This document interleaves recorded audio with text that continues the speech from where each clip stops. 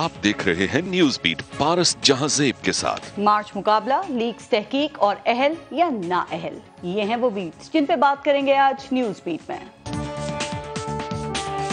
झूठे केसेस, जुल्म उन जजेस ने जिन्होंने नाइंसाफियां की हैं, उनसे हिसाब लेना भी चाहिए और उनको देना भी पड़ेगा। वो नवाज शरीफ बैठा हुआ लंदन में, वो इंतजार कर रहा है कि पहले मेरे केसेस खत्म करो, फिर मैं दूसरी दफा एनआरओ लेके पाकिस्तान आता हूँ। इंतकाम है, इंतकाम। और आज कहा जा रहा है कि जनाब ये तो बड़ा ड्रकोनियन कानून है। आज आप मगरबी ये मुल्क पे चले जाए, क्यों हमारे वो जो बाहर गए हुए उनको वाजे पड़ती हैं? क्योंकि वो कौम अमर बिल मारूफ पे चलती है। The armed forces, with the support of our citizens, will never allow any country, group or force to politically or economically destabilize Pakistan. अस्सलाम वालेकुम, मैं हूँ पारस जहांजेब। सियासत और हुकूमत अवाम के लिए होती है, अवामी खिदमत के लिए होती है। सियासतदान अवाम से जुड़ कर रहते हैं, अवाम में रहते हैं। लेकिन पाकिस्तान में हुकूमत और अवाम में इस कदर फासला पैदा हो गया है कि लगता है कि ना हुकूमत को अवाम की फिक्र है और ना ही अवाम को अपनी हुकूमतों से कोई सरोकार या उनसे कोई उम्मीद नजर आती है। और सियासतदानों के लिए उनकी सियासी लड़ाइयाँ ही सब कुछ हैं। लेकिन जनाब, अवाम के मसाइल बिल्कुल अलग हैं। ना मुकदमात अवाम का मसला है, ना किसी का बरी होना उनका मसला है, ना किसी का लंदन चले जाना उनका मसला है, ना किसी की गिरफ्तारी उनका मसला है और ना ही किसी की रिहाई उनका मसला है। ना कोई ऑडियो लीक उनका मसला है और ना ही कोई सियासी बयानिया उनका मसला है। अवाम का मसला 2 वक्त की रोटी है, तन ढांपने के लिए कपड़ा और सर छुपाने के लिए छत है। जी, रोजगार अवाम का सबसे बड़ा मसला है। सियासतदानों के पास करोड़ों नौकरियों के नारे हैं, लाखों घरों के दावे हैं, गुर्बत और महंगाई खत्म करने और मईशत को बेहतर करने की बातें हैं। लेकिन इन नारों से ना किसी का पेट भरता है, ना किसी मरीज का इलाज होता है, ना ही किसी के बच्चे की फीस अदा होती है। मौजूदा हुक्मरान महंगाई से निजात दिलाने के लिए अदम एतमाद लाए थे। अदम एतमाद तो कामयाब हो गई, लेकिन ये सिर्फ महंगाई कम करने में नाकाम ही नहीं हुए, बल्कि आज इस मुल्क में हर तरफ महंगाई का राज है। बिजली के बिलों से लोग तंग हैं, नौबत मीटर कटवाने तक आ गई है, सनतें बंद पड़ी हैं और इक्तिसादी शरह-ए-नमू तेजी से नीचे आ रही है। फिर हमारी हुकूमत के पास एक्सक्यूजेस बहुत हैं, लेकिन शायद किसी मसले का हल नहीं है। बातें बहुत हैं, अमल नहीं है। प्लान्स बहुत हैं, लेकिन अमल दरामद नहीं है। महंगाई के जवाब बहुत हैं, लेकिन महंगाई का तोड़ नहीं है। मईशत पर बयानात बहुत हैं, लेकिन मईशत की बेहतरी का कोई रोड मैप नहीं है। इस हुकूमत के पास शायद हर मसले का एक ही हल है और वो है काबीना में तोसी। 26 किलोमीटर पर हुकूमत के लिए 74 वजीर हैं। हालत यह है कि वजीर ज्यादा हैं और महकमे कम हैं। सवाल यह है कि इतनी बड़ी काबीना बनाने के बावजूद भी हुकूमत अवाम को रिलीफ देने में नाकाम क्यों है। सवाल तो यह भी है कि मियां मोहम्मद नवाज शरीफ ने आज लंदन में कुछ दिल की बातें की हैं, लेकिन जो सबसे अहम बात थी वो गायब थी। सबको इंतजार था कि वो अपनी वतन वापसी की बात करेंगे, कोई तारीख देंगे, लेकिन वो अदलिया और जजेस से हिसाब किताब में ही मसरूफ रहे। दूसरी तरफ इस हुकूमत के लिए एक और बड़ा चैलेंज इमरान खान और उनका लॉन्ग मार्च भी है। उनके लॉन्ग मार्च की तारीख भी मियां नवाज शरीफ की वापसी की तारीख की तरह लंबी होती चली जा रही है। आज प्रोग्राम में इन तमाम इशूज पे हम बात करेंगे और आज प्रोग्राम में हमें ज्वाइन किया है सीनियर तज्जियाकार हैं सलीम बुखारी साहब, सीनियर सियासतदान हैं शेख वकास अकरम साहब और दिफाई तज्जिया निगार हैं ब्रिगेडियर हारिस नवाज साहब। अस्सलाम वालेकुम, बहुत बहुत शुक्रिया आप सबका प्रोग्राम में शिरकत के लिए। अच्छा, इस वक्त टेलीफोन लाइन पे हमारे साथ ताहिर अशरफी साहब मौजूद हैं। ताहिर अशरफी साहब ने हमसे खुद रब्ता किया है और कल वो मेरे प्रोग्राम में भी मौजूद थे जो हमने ईद मिलादुन्नबी के हवाले से स्पेशल शो किया था। तो अस्सलाम वालेकुम ताहिर अशरफी साहब, आप कुछ कहना चाह रहे हैं सर शो में? बिस्मिल्लाहिर्रहमानिर्रहीम, नहमदुहु व नुसल्ली व नुसल्लिमु अला रसूलिल करीम व अलैकुम अस्सलाम। बस कल आपके प्रोग्राम में मैं समझता हूँ कि बहुत तलखी हुई, चूँकि हमें तो कंटेंट पे बात करनी चाहिए। एक दो मौके पे हामिद रजा साहब ने जाती बिल्कुल तो बात कर दी, लेकिन हकीकत बात ये है कि हमें मैं तो इसीलिए बहुत कम टीवी पे जाता हूँ कि ये झगड़ा और ये चीजों से बाज रहूं। लेकिन उससे बहरहाल एक तकलीफ में मैं खुद भी मुब्तला हुआ और हम दोनों के मोहब्बत करने वाले भी मुब्तला हुए, लोगों को भी उससे एक अच्छा पैगाम नहीं गया।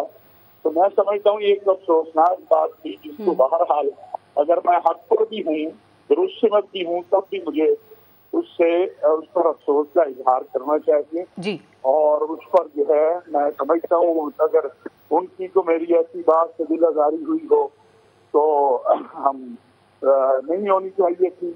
और जो अगर मेरे लोगों की दिल आजारी हुई है तो मैंने तो आज सुबह अपने लोगों को ट्विटर पे भी सोशल मीडिया पे भी मैसेज दे दिया था कि ये मौजू जो है इसको खत्म करें। जब हम लोगों को रवादारी का कहते हैं तो हमें खुद भी होनी चाहिए। और इसी जज्बे से मैं आपको खुद मैंने राब्ता किया ताकि ये सिलसिला जो अलामा साहब जज्बात में ऐसा हो जाता है सर, लेकिन ये बड़ी अच्छी बात है कि इंसान को एहसास हो और वो अपनी गलती से रुजू कर ले। बिल्कुल ठीक बात है, आपको आपके कई हजारों फॉलोअर्स होंगे और आप उनके लिए रोल मॉडल भी होंगे, तो ये बात बड़ी अच्छी है कि अगर जज्बात पे काबू रख लिया जाए ना तो जो आपके देखने वाले हैं उन पे भी बुरा असर नहीं पड़ता है। अच्छी बात है सर, आपको एहसास हुआ इस चीज का। और यकीनन आइंदा जज्बात पे भी काबू रखिएगा सर, ताकि फिर ये इस तरह की बर्खास्त करने की नौबत भी ना आए। ठीक है, मेरी गुजारिश सिर्फ इतनी है जी तो उसमें गलती मेरी नहीं थी, लेकिन तलखी जो हुई मैं समझता हूँ वो नहीं होनी चाहिए। बिल्कुल आप ठीक है, सबको एहसास होना चाहिए सर। बिल्कुल ठीक है, बहुत शुक्रिया ताहिर अशरफी साहब। एक ब्रेक लेते हैं और ब्रेक के बाद फिर जो आज के इशूज हैं उन पर बात करेंगे आज प्रोग्राम में मौजूद मेहमानों से। ब्रेक लेते हैं, देखते रहिएगा न्यूज़ बीट।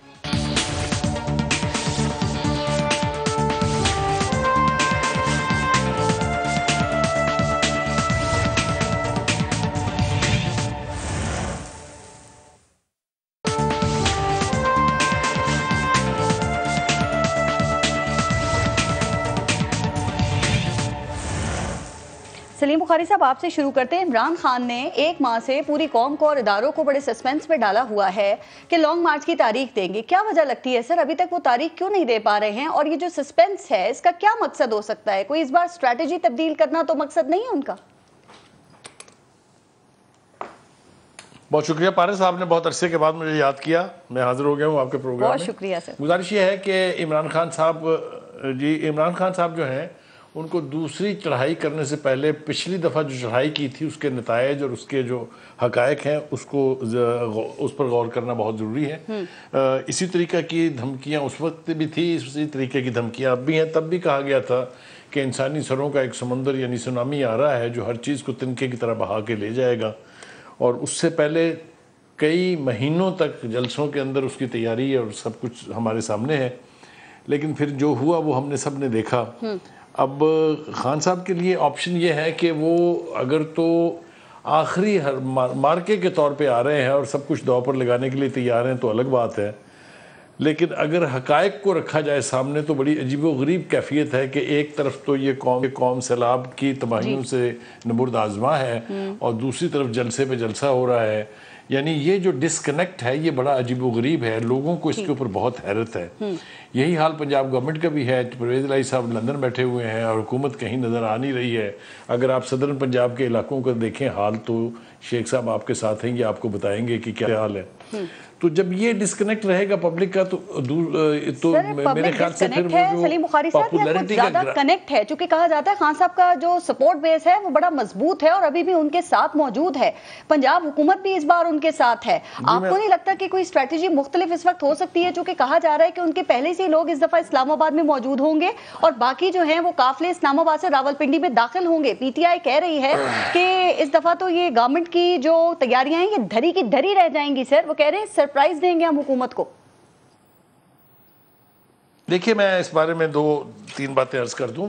पहली बात तो ये है कि ये जो दारुल खिलाफों के ऊपर चढ़ाई करने और कब्जा करने का ख्वाब और ख्वाहिश है, ये पाकिस्तान की किसी सियासी जमात को तो जेब ही नहीं देती, इसलिए कि ना कॉन्स्टिट्यूशन इसकी इजाज़त देता है आपको और ना ही ये तो दुश्मनों की तरफ से हमले की सूरत में होता है कि आप कैपिटल को दिफा करने बैठ जाए। लेकिन अगर अपनी ही कुव्वतें जो हैं सियासी कुव्वतें वो चढ़ दौड़ेंगी और इस तरीके से ये पहला फिर नहीं होगा वाकया, फिर हर 3-4 महीने के बाद एक जत्था उठेगा।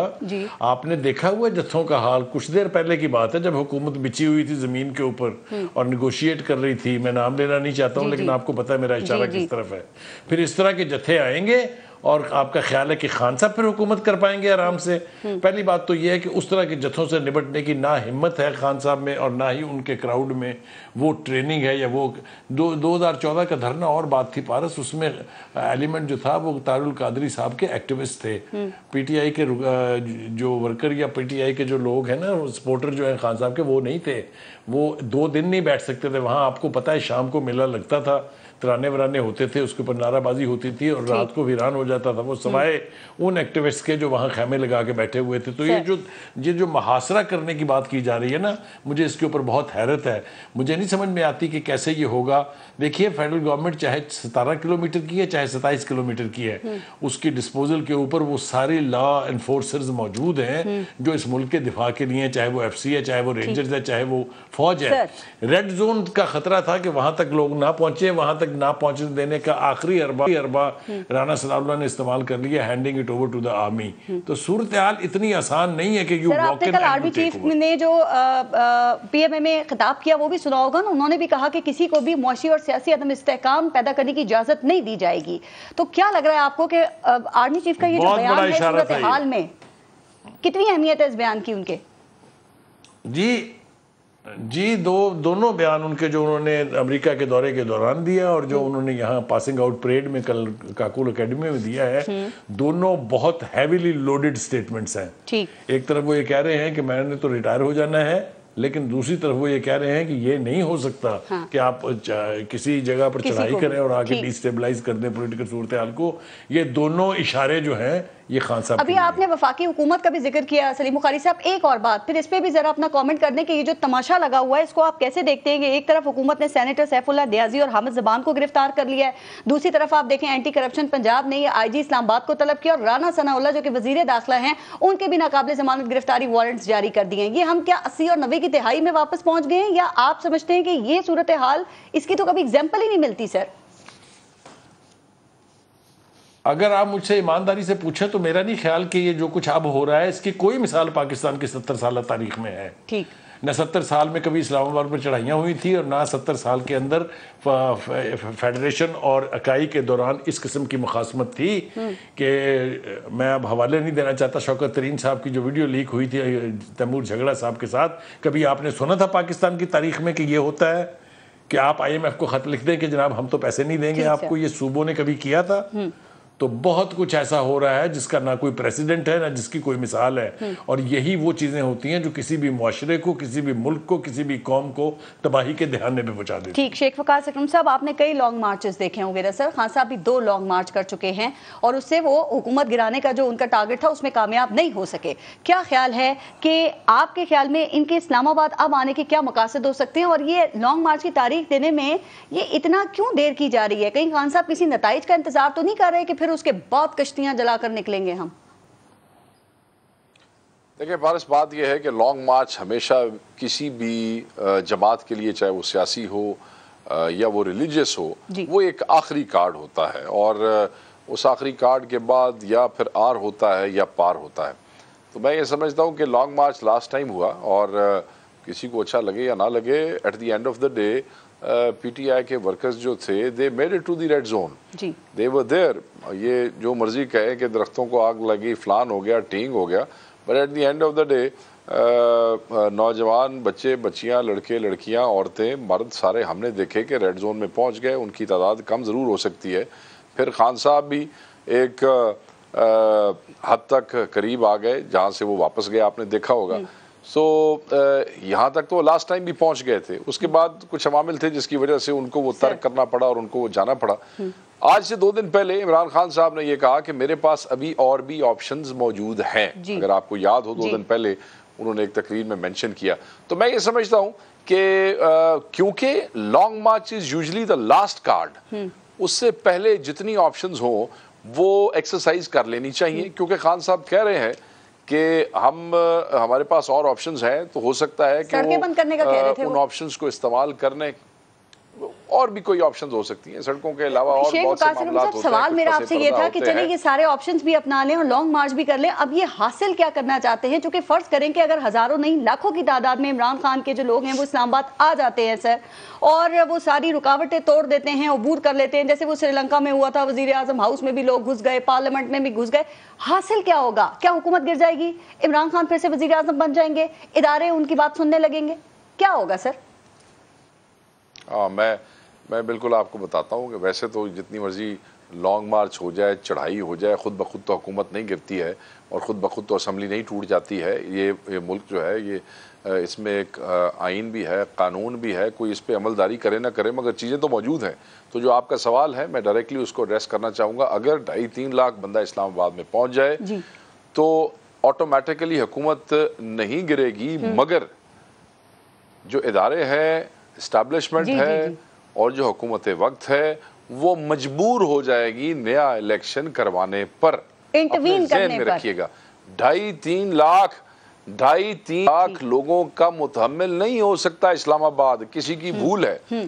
मुझे तो देखे ना, इतने बंदे इकट्ठे करना भी औखा काम है। मैं आपको सीधी बात बताऊं, खान साहब कहते हैं बहुत औखा काम है, नामुमकिन काम है। शेख साहब आप ठीक कह रहे हैं, ये नामुमकिन है। ये अच्छा नहीं, मैं नामुमकिन तो नहीं कहता, मगर ये औखा काम है। मगर अगर खान साहब ये काम कर जाते हैं तो फिर हुकूमत नहीं रह सकेगी। इसके ऊपर तो किसी को बहस ही नहीं करनी चाहिए। आपका ख्याल है कि 2.5 लाख बंदा इस्लामाबाद जाके 2 दिन भी बैठ जाता है तो किसी की मजाल है वहां हुकूमत कर सके? ठीक, फिर मैं देखूंगा कौन सा इदारा बात नहीं सुनेगा। फिर वही बात है, या फिर खान साहब इलेक्शन करा लो, तुसी वजीर आजम बढ़ जाओ, तो या फिर मार्शल लॉ लग जाएगा। अल्लाह अल्लाह और खैर सल्लाह, इसमें तीसरी बहस क्या है जी? सर अगर इदारे इंटरवीन करते हैं तो वो आईनी इंटरवेंशन होगी अगर किया जाता है सूरत हाल में उनकी तरफ से? तो देखे, जब इदारे इंटरवीन करते हो, एक आदमी 2.5-3 लाख बंदा लेके बैठा हो तो फिर वो इंटरवेंशन का लेवल कुछ और होता है ना। फिर वो चौधरी जो बंदे लेके बैठा होता है फिर उसकी सुननी पड़ती है ना जी। सर होगा तो गैर आईनी ना चलता है, या तो फिर वो खुदा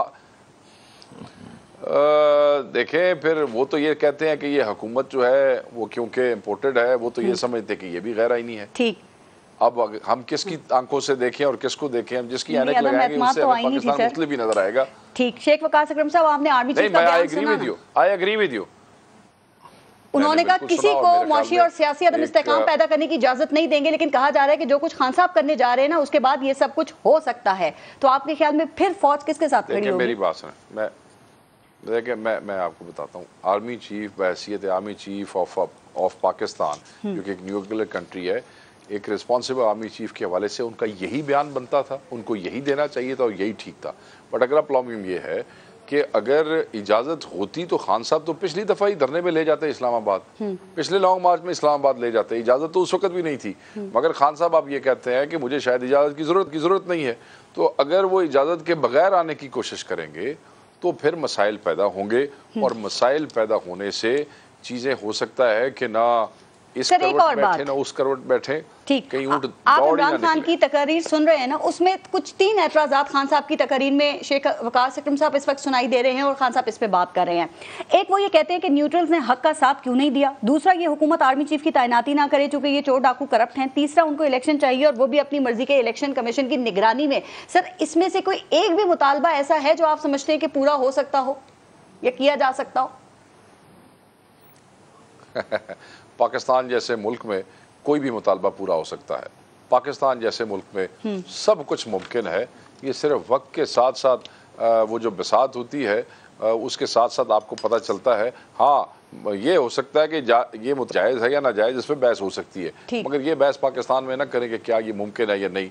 इस मुल्क में तो लोग सजा याफ्ता होते हैं, उसके बाद 50 रुपए के स्टाम्प पेपर पे उनको भेज दिया जाता है। हाँ। इस मुल्क में तो कल तक जो इश्तिहारी होते हैं उनको 2 दिन के अंदर पासपोर्ट दे के अगले वो छोड़ें, इस मुल्क में सब कुछ हो जाता है। और ये हमने तारीख में देखा है। तारीख में पिछले 50 साल में ऐसे ऐसे तोहफे और लतीफ़े हैं इस मुल्क की तारीख में कि आप छोड़ दें, मुमकिन है, सब मुमकिन है, सब हो सकता है। सर आर्मी चीफ के बयान पे मैं आपसे सवाल कर रही हूँ कि सर आपकी पहले बताइएगा क्या मालूमात है कि इदारे इस वक्त में इन हालात को कैसे देख रहे हैं? अगर खान साहब लॉन्ग मार्च लेकर आते हैं तो क्या वो देखते रहेंगे, और अगर उनके कारकुनान जो है वो बेकाबू होते हैं तो क्या कोई रद्द अमल आ सकता है? और जो बयान जिसकी हम बात कर रहे हैं वो एक मामूल का बयान है या फिर किसी को वाजिब पैगाम दिया गया है? देखें, पारस चीफ आर्मी स्टाफ का बिल्कुल ठीक पैगाम है। उन्होंने ये कहा कि जत्थे किसी को भी इस तरह की इजाज़त नहीं है, नहीं होनी चाहिए। सेकंड, आर्मी का रोल बड़ा क्लियर है। Army of course establishment critically watch कर रही है, इट इज़ वेरी सीरियस। और सेकंड ये कि मिलिट्री जो है वो अभी भी यही देख रही है कि कैसे क्या ये आपस में कोई हल निकाल सकते हैं। मैं एक बात पे हैरान हूँ कि सलीम बुखारी साहब तो मैं बड़ी इज्जत करता हूँ, बहुत मंजे में माशाल्लाह हमारे साथी हैं, ये और लोगों से मैंने किसी से ये नहीं सुना कि फाइंड अ सोल्यूशन। क्या कोई नेशनल डायलॉग की ज़रूरत है?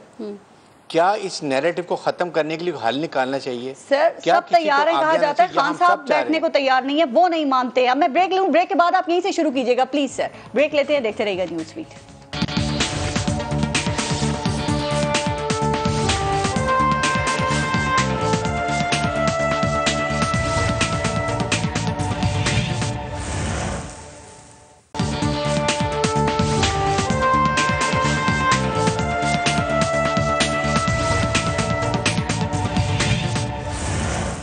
जी हारिस नवाज साहब, अपनी बात मुकम्मल कीजिएगा। आप हल की बात कर रहे थे, कोई हल नहीं देता जी। देखिए, मैं ये पारस कह रहा हूँ कि इस वक्त मुझे लगता है कि हर एक तमाशा देख रहा है कि जी what is going to happen next, why should something happen and why not to find a solution जी। और उसके लिए आई थिंक इसमें आपके अदारे हैं, चीफ जस्टिस ऑफ पाकिस्तान हैं, आपके पास चेयरमैन सेनेट हैं, president is already given a call, और उसके बाद एटलीस्ट गवर्नमेंट, तो मुझे लगता है गवर्नमेंट कन्फ्रंटेशन खुद चाह रही है। Maybe they want to gain popularity, otherwise ये prime responsibility of government of Pakistan है, प्राइम मिनिस्टर ऑफ पाकिस्तान की है कि आप डायलॉग करें। आप कहें जी इमरान खान ने नहीं आना ना, आप कॉल तो करें। Did he give call even once? आप कहें जी we want to have national dialogue, we invite all parties, हम ओपन डायलॉग करेंगे, इलेक्शन, मईशत, सियासत, हर चीज़ को बैठ के रिजॉल्व करना चाहते हैं। अब आप मुझे बताएं कि अगर यहाँ से पेशावर से, पंजाब से, गिलगित बल्तिस्तान से, कराची से लोग निकलते हैं, कौन रोकेगा? कम से कम इस्लामाबाद तक तो पहुँच जाएंगे उसकी बाउंड्रीज के ऊपर। उस वक्त रोकने का क्या फायदा? Find a solution before that. आप सॉल्यूशन की बात करें, लेकिन आपके इल्म में है कि पिछले माह ये खबरें भी थी कि खान साहब की कुछ अहम मुलाकातें हुई हैं, तो सर आपकी मालूमात क्या है, या आपके इल्म में है कि वो जो मुलाकातें हो रही थी वो नाकाम हो गई हैं, या फिर खान साहब को एक क्लियर मैसेज दे दिया गया है कि आपके मुतालबात जो हैं वो नहीं माने जाएंगे, या आप समझते हैं आपके ख्याल में अब भी बातचीत जो है वो जारी है और इमरान खान अभी जो बातें कर रहे हैं अपने जलसों में वो सिर्फ कारकुनान का जज्बा बुलंद रखने के लिए कर रहे हैं? देखिए Paras, I am frankly telling you, I am not very sure कि मुलाकात हुई है नहीं हुई है। अगर मुलाकात हुई है तो फिर अपरेंटली यही है कि जी इतनी ज़्यादा कामयाब नहीं हुई, पीटीआई के लोग एतराफ़ कर रहे हैं इमरान खान और अग्रेसिव हुए हैं जी। तो उसमें देखें बात यह है कि वट एवर नहीं हुए, इवन देन हुकूमत को सिचुएशन डिफ्यूज करनी है। हुकूमत को फ़र्क पड़ेगा अगर गैर मुस्तहकम होगी सियासत, तो आपकी मईशत को भी फ़र्क, मुआशी हालात को फ़र्क पड़ेगा। ठीक सर, देखें खान साहब के मुतालबात आपके सामने। हारिस नवाज साहब, इस वक्त जो आर्मी चीफ की तैनाती है वो इस वक्त इस मुल्क का सबसे बड़ा, पहली दफ़ा ये इशू इतना मसला ये एक मुतनाज़ा बना दिया गया है। अब खान साहब ये कह रहे हैं कि ये हुकूमत चूँकि करप्ट है, ये जाए फ्रेश इलेक्शंस हों और फिर जो मैंडेट लेके गवर्नमेंट आती है वो नए आर्मी चीफ को तैनात करे। आपके ख्याल में क्या उनका ये मुतालबा दुरुस्त है, या आप समझते हैं कि ये जो प्रेजेंट गवर्नमेंट है ये इसका इस्तेहकाक है कि वो उन्हीं 6 सीनियर जनरलों में से किसी एक को तैनात कर दे आर्मी चीफ, चूँकि मौजूदा आर्मी चीफ तो कह रहे हैं वो एक्सटेंशन नहीं लेंगे? भारत सिंपल सी है, रूल्स ऑफ द बिजनेस में whosoever is sitting prime minister, this is his prerogative और it should not be issued. और सेकंड, एक जो बड़ी क्लियर मैं बात कर दूं तमाम पॉलिटिशियंस को जी, आप जिसको भी हुकूमत बनाएगी, आपके सामने मिसाल है जनरल मुशर्रफ की, उसके बाद है जनरल ये पहले जनरल जिया की ले लें, जनरल मुशर्रफ, फिर जनरल बाजवा जी। वो जो चीफ आर्मी स्टाफ बनेगा मेरिट के ऊपर, वो हुकूमत नंबर 1 पाकिस्तान, पाकिस्तान की सॉवरेनिटी, पाकिस्तान की ऑपरेशन, मिलिट्री की operational training, he is concern for that. Then रियासत पाकिस्तान को आइन और कानून के मुताबिक सपोर्ट करेंगे। लेट्स बी वेरी क्लियर, कोई फर्क नहीं पड़ेगा, इसलिए इस इशू को डिस्कस करने की जरूरत ही नहीं है, होनी ही चाहिए, लेकिन बड़ा मसला बन गया ना सर, वो कर लें। अच्छा सर, कुछ लोग बन गया तो कुछ तज्जियाकार जो हैं वो ये इस तरह का तासुर दे रहे हैं कि जो अपर मिडिल क्लास है, जो ब्यूरोक्रेसी है, फौज के हलकों में इमरान खान अभी भी बहुत पॉपुलर हैं और उनको कहीं ना कहीं से सपोर्ट मिल रही है। हम सब जो इस प्रोग्राम में बैठे हुए हैं उसमें शायद सबसे ज्यादा फौज के सिस्टम से वाकिफ हैं, उसको जानते हैं। सर क्या ख्याल है कि क्या फौज में ऐसा मुमकिन होता है कि चेन ऑफ कमांड के खिलाफ कोई अपने तौर पर ऐसी सरगर्मियां जारी रख सके या कुछ ऐसा कर सके? पारस, बी वेरी क्लियर, फौज इधर पाकिस्तान की फौज बहुत डिसिप्लिन्ड है। They look toward chief army staff, they get order from chief army staff, चाहे वो ऑपरेशन रेडीनेस हो, इंटरनल सिचुएशन हो, फ्लड्स की हो, टेररिज्म की हो, एक चीफ आर्मी स्टाफ की तरफ तब core commander, division commander, brigade commander and troops, they all looks one direction, कभी कोई फर्क नहीं पड़ेगा। बी वेरी श्योर, सर अगर कोई ऐसा करता है तो उसके खिलाफ किस किस्म का एक्शन लिया जाता है, और ये अगर एक्शन कितनी जल्दी लिया जाता है या इसके लिए भी किसी खास मखसूस वक्त का इंतजार किया जाता है? कोई भी मिलिट्री डिसिप्लिन को वायलेट करेगा, बड़े क्लियर हमारे डिसिप्लिन के ऑर्डर्स हैं कि क्या डिसिप्लिनरी एक्शन होगा, कोई कॉम्प्रोमाइज़ नहीं है। आपके सामने एक 3 स्टार देख लें, एक 1 स्टार दें, इससे पहले बड़े इंसिडेंट्स हुए हैं। There is no compromise on military discipline, और इसीलिए फौज डिसिप्लिन में, ऑपरेशन रेडीनेस में हर लिहाज से perfect and they look in one direction and that is sitting chief army staff. ठीक, सलीम बुखारी साहब थोड़ा आगे बढ़ते हैं। सर आप समझते हैं कि इमरान खान की ऑडियोज जो लीक हुई हैं इससे उनका आलमी साजिश का बयानिया नाकाम हुआ है, और वो जो हॉर्स ट्रेडिंग के हवाले से ऑडियो लीक हुई उसके बाद वो भी उनके ऊपर साबित हो गई है? सर आपको लगता है, क्योंकि अभी तक तो इसके कोई ऐसे असरात दिखाई नहीं दे रहे सर, सामने नजर नहीं आ रहे। मैं अर्ज करूँ, अगर आप मुझे इजाज़त देंगे तो मैं थोड़ा सा ज़रा कमेंट करना चाहता हूँ जो अभी खान हमारे ब्रिगेडियर साहब कर रहे थे। ब्रिगेडियर साहब बहुत ढंग की बात करते हैं और हमारे दिल में बहुत इज्जत है उनकी। देखिए, ये कहना कि उनको प्राइम मिनिस्टर ने या अपोजिशन ने ऑफ़र नहीं की है कि आए हमारे साथ मुज़ाकरात करें। 4 दफ़ा तो मिसाक़े जमहूरियत की बात की, 3 दफ़ा मिसाक़े मईशत की बात की, हर दफ़ा उनका चोर चोर चोर चोर, डाकू डाकू डाकू डाकू, इनसे बात नहीं करनी, इनसे बात नहीं करनी, इनसे बात करनी। तो ये तो ना कहें कि किसी ने ऑफ़र नहीं की या किसी ने इनिशिएट नहीं किया है। ये मैं रिकॉर्ड की बात बता रहा हूँ, ये पार्लियामेंट के अंदर ऑफ़र की गई थी, बाहर नहीं थी। ये लिहाजा जाली नहीं है जो मैं कह रहा हूँ। एक बात। दूसरी बात ये है कि जो अभी फरमाया उन्होंने कि मिलिट्री जो है बहुत डिसिप्लिन है, इसमें कोई दो राय नहीं है। नवाज शरीफ साहब ने 3 दफ़ा इसमें पंगा करने की सिर्फ कोशिश की थी, सिर्फ कोशिश की थी, and brigadier Haris knows it very well, and you see what fate he met. But what Imran Khan is doing in the history of Pakistan, nobody has ever done it. Let's be honest. Let us just face facts. You know what he is doing to the army? And should he be allowed to go scot-free? He is jolting the entire system of the armed forces, appointment of the chief army staff and everything. Who is he? He's not even in the parliament. He's not even in the opposition as such. Parliamentary democracy है ना ये। Who is he to dictate कि जनाब इसको आप 6 महीने की extension दे दें, मैं फिर आऊंगा जब 2/3 मेजॉरिटी से, तो फिर मैं देखूंगा। भाई उनकी क्यों सुनी जाए जनाब? पिछले चोर चोर थे, आपके ऊपर भी वही इल्जाम है, उनके ऊपर तो साबित कुछ नहीं हुआ, आपके ऊपर साबित शुदा है। तो आप स्पेशल कहां से हैं भाई? Why should anybody listen to you? I want to add one thing. Sir एक बड़ी समाज आपके भी लोग करप्ट हैं, पिछड़ों के भी लोग करप्ट हैं ना सर। अगर वो अपना मुतालबा एक सामने रख रहे हैं ना कि भाई फ्रेश इलेक्शन करा लो, जो आता है आके चुन ले आर्मी चीफ को। देखिए फिर मैं वही बात कहूंगा। नहीं सर, वैसे किसी और लीडर के मुंह से आपने ऐसी बातें नहीं सुनी। इलेक्शन भी है। मैं आपको एक अर्ज करूं, मुझे ये बताइए पारिस, क्यों कराए जाए इलेक्शन? इसी असेंबली के तो 4 साल तक वो वजीर आजम थे, अब ये इंपोर्टेड कैसे हो गई? इसी के अंदर तो वो दोबारा आना चाह रहे हैं, आपके सामने नहीं है जी। तो चूंकि उनके दिल में जो जिस वक्त चाहे वो आके कह दें, लिहाजा हम लोगों को चाहिए कि सर झुका के बस सुने कि जो वो फरमाते हैं वो ठीक है। नहीं होता ऐसा कहीं भी, और नहीं होना चाहिए। ढंग की बात करेंगे तो हर आदमी सपोर्ट करेगा उनको। हारिस नवाज साहब कुछ ऐड करना चाह रहे हैं आपकी बात में? जी सर। मैं सिर्फ देखें, मैं बिल्कुल मैं वो बात से, देखें बात ये मिसारक जमहूरियत की बात थी जब ये PMLN जो थी वो उसमें अपोजिशन में थी। अभी हुकूमत आपकी है, अभी आपको क्या पॉलिटिकल स्टेबिलिटी चाहिए इकोनॉमिक स्टेबिलिटी के लिए, इसलिए मैं ये बात करता हूँ। कोई पुरानी माशरे अभी भी प्राइम मिनिस्टर ने कॉल दी, लेकिन ऑन ये इसके इकोनॉमी के ऊपर मैं ये कहता हूँ क्या फ़र्क पड़ता है? आप नेशनल डेवलप करें, कॉल दें। इमरान खान नहीं आएंगे तो he will be on lower moral ground, और आप हाई मॉरल ग्राउंड पर होगे, लोग कन्विंस होंगे कि हुकूमत कोशिश कर रही है कन्फ्रंटेशन ना हो। सेकंड ये है कि देखें, ये जो बात है ना फौज के खिलाफ बात करने की, हुकूमत वक्त ने एक्शन लेना है। इस वक्त हुकूमत वक्त कौन है? फौज। आप पॉलिटिकल कह रहे हैं दे आर नॉट इन्वॉल्व, तो हुकूमत को एक्शन लेना है जो भी करना चाहिए।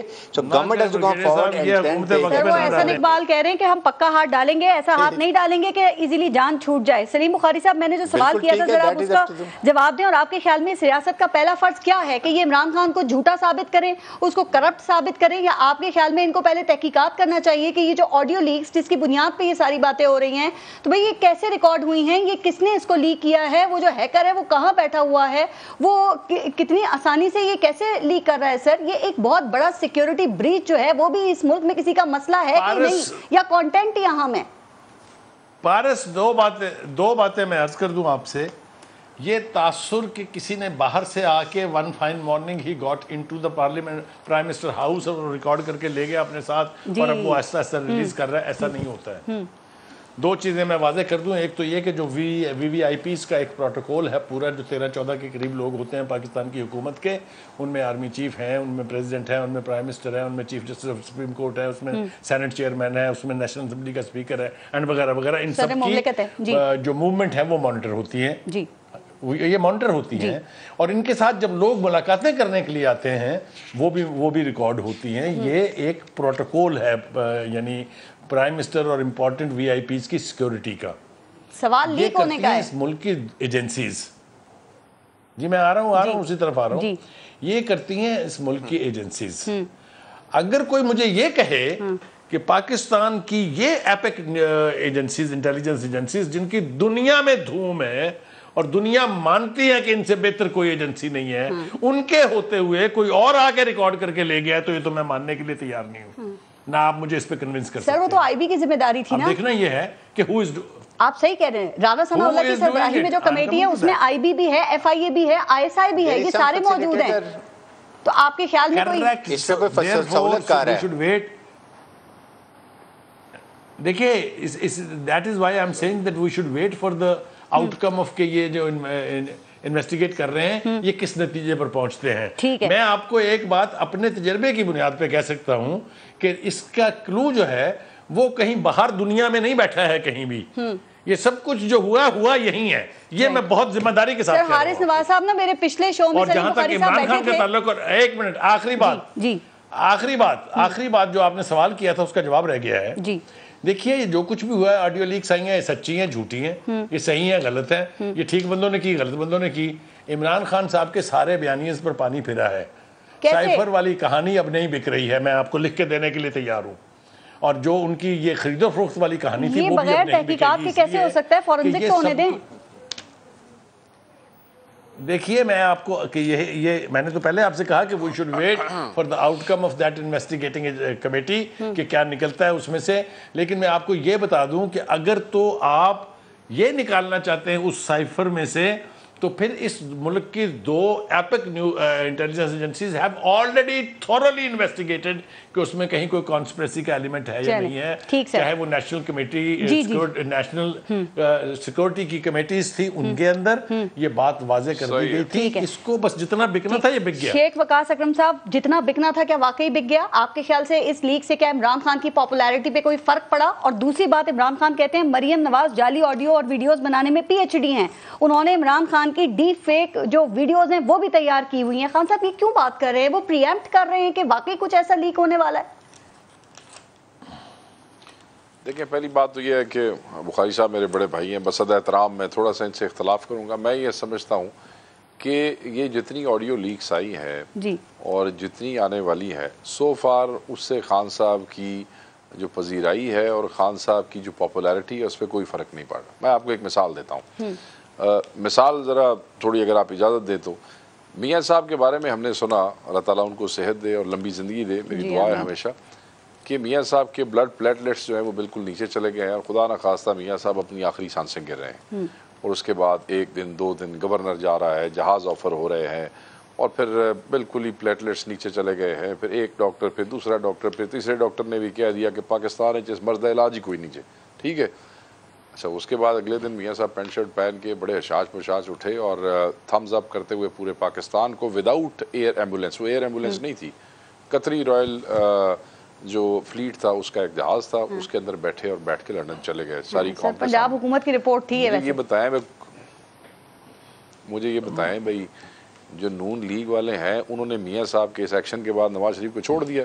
नहीं। इस मुल्क में लोग, मतलब एक आदमी कल तक बिस्तरे मर्ग पे था, अगले दिन ठीक ठाक होके पूरे मुल्क दुनिया को वो अंगूठा दिखा के पाकिस्तान से बाहर चला गया, तो छोड़ दिया नून लीगियों ने। इस मुल्क में ऐसे नहीं होता। इस मुल्क के सियासी वर्कर की मेंटालिटी को समझें।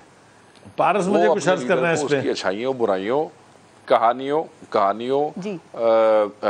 बयानियों, नैरेटिव समेत उसको कबूल करते हैं। और वो जब देखते हैं ना कि ऐसे नैरेटिव बना के मुखालिफ को ठोक दिया तो कहते हैं वेख्या साढ़े लीडर ने की कीता जे। और उसके बाद जब उसके लीडर के खिलाफ आप इस किस्म की लीक्स लेके आते हैं और वो लीडर भी ऐसा जो इस वक्त जलसा करे तो लाखों बंदे बुला के खड़ा हो जाए, तो बुलाने से पहले ही आपको गंदा कर देता है कि जनाब ये प्री एम्प्टिव स्ट्राइक है, तुसी होर जितनी लीक्स लैके आनियां ले आओ, मैं पहले ही लोगों ज़हनी तौर पर तैयार कर लिया जाए। सो इस वक्त और वोटर एक दफ़ा जब किसी को छोड़ देता है ना जी, नून लीग के वोटर देखें ना, 20 में से 15 सीटें इन्होंने जीती, कई जगहों पे नून लीग वोटर ने किसी यूथ ने जो है, जो उनके बच्चे थे उनके काबू में नहीं रहे, वो उधर चले गए। वोटर जब एक दफ़ा पाकिस्तान में किसी को छोड़ता है तो फिर एक वारा नाल देंदा ही है जी। अब ये कोई 2-2 महीने के लिए वोटर नहीं चढ़ता होता किसी के साथ में, कल उतरा आज चढ़ गया, कल नई कहानी आई तो कल उतर गया, तो फिर 2 दिन बाद नई कहानी आएगी तो फिर किसी और के साथ चढ़ जाएगा जाके। इस तरह नहीं होता है, जब एक दफा आ जाता है तो फिर एक बार तो नाल देना ही है जी। सर एक डाई हार्ड वोटर्स होते हैं, खामोश वोटर होता है ना शेख वकास अकरम साहब, जो शिफ्ट कर जाता है, जिसका नहीं पता होता। ये सलीम बुखारी साहब कुछ ऐड करना चाह रहे हैं? मैं आपको बात बता रहा हूँ, ये एक नहीं मैं इसमें शेख साहब अच्छी बात की है। एक डाई हार्ड होते हैं, एक खामोश होते हैं, मगर खान साहब ने नून लीग और पीटीआई में जो डिफरेंस बना के पेश किया वो यही तो है। खान ने साइलेंट वोटर को भी जबान दे दी है, सारे बोल रहे हैं, सारे, कोई सोशल मीडिया की जबान है, कोई जलसों में आके बोल रहा है, कोई आपके टीवीज पे बोल रहा है, कोई एवरफील्ड के सामने खड़ा होके बोल रहा है, कोई एयरपोर्ट के सामने बोल रहा है। ये कौन लोग हैं? ये डाई हार्ड है, इनकी शक्लें आपने कभी देखी है? छोटे छोटे बच्चे ने, सलीम बुखारी साहब कुछ कह रहे हैं सर, आपसे मैं बात कर रही हूं, इनका कमेंट सुन लीजिएगा जी। सलीम बुखारी साहब। पारस मैं चूंकि जर्नलिस्ट हूँ, लिहाजा मेरी रगे सहाफत बाज़ औक़ात फड़क उठती है। मैं ज़रा थोड़ा सा शेख वकास साहब से बराह रास्त मुखातब होना चाहता हूँ। मेरे ख्याल से जो मेरे साथ हाथ हुआ वो ये कि इस मुल्क के प्राइम मिनिस्टर ने मुझे बताया कि नवाज शरीफ नामी शख्स जो है उसकी बहुत बुरी हालत है। इतनी बुरी हालत है कि मुझे रहम आ गया उसके ऊपर, क्योंकि मैंने अपने जो डायरेक्टर था, मेरा डायरेक्टर जनरल शौकत खानम अस्पताल का, उसको भेज के दोबारा सारे टेस्ट करवाए हैं उसके। और यहाँ पर बैठ के पंजाब के अंदर जो वज़ीर सेहत थी यास्मीन राशिद साहब, वो हर 4 घंटे के बाद उनका हेल्थ बुलेटिन जो है वो रिलीज कर रही थी। तो मुझे तो बेवकूफ़ और जाहिल यानी वो बनाया है मेरे मुल्क के प्राइम मिनिस्टर ने। ये बिल्कुल झूठ है कि वो उन रिपोर्टों को जाली साजी करके चले गए थे। ये सब कुछ इन्वेस्टिगेट कराया गया था। मैं ये नहीं कह रहा कि वो बीमार थे कि नहीं थे, लेकिन मैं ये आपको जिम्मेदारी से कह रहा हूँ कि प्राइम मिनिस्टर ने कहा कि मुझे उन पर तरस आ गया है, इसलिए कि वो किसी वक्त भी मर सकते हैं, इसलिए उनको जाने की मैंने इजाजत दी है। ये स्टेटमेंट है एक बात। दूसरी बात ये कि जो वर्कर्स के बारे में कहा, वर्कर्स के बारे में जो कहा, ये जो पर्सनैलिटी, एक मिनट अगर तो आप मुझे पर्सनैलिटी कल्ट के जो फॉलोअर्स हैं और पॉलिटिकल वर्कर का फर्क नहीं बता पा रहे हैं तो मुझे बहुत इस पर हैरत है। क्या पीपल्स पार्टी के वर्कर नहीं थे जो भुट्टो के साथ थे? किधर हैं वो? अब पंजाब में कहाँ हैं? तो ये छोड़ दें कि वर्कर नहीं बदलता है।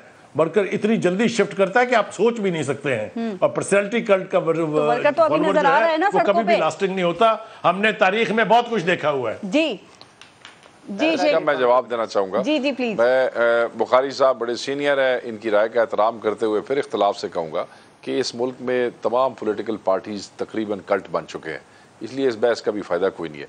भुट्टो की पार्टी इसलिए मर गई पंजाब में कि भुट्टो के पिछलों ने भुट्टो की पार्टी को जिंदा रखने की कोशिश कोई नहीं की। इमरान खान अपनी पार्टी को जिंदा रख रहा है। अगले 2 महीने 50 जलसे करके चला गया थोड़े सूबे दे, इसको कहते हैं पार्टी को जिंदा रखना। और ये सारे कल्ट्स ही हैं। वो को टाइम भी था जब कहते थे कि मैं खंबे को टिकट दूंगा तो खंबा भी MNA बन जाएगा, खंबे को टिकट दूंगा तो खंबा भी MPA बन जाएगा। ये जमहूरियत या पॉलिटिकल पार्टियों में नहीं होता, ये कल्ट्स में ही होता है। और ये चीजें नून लीग से आई हैं।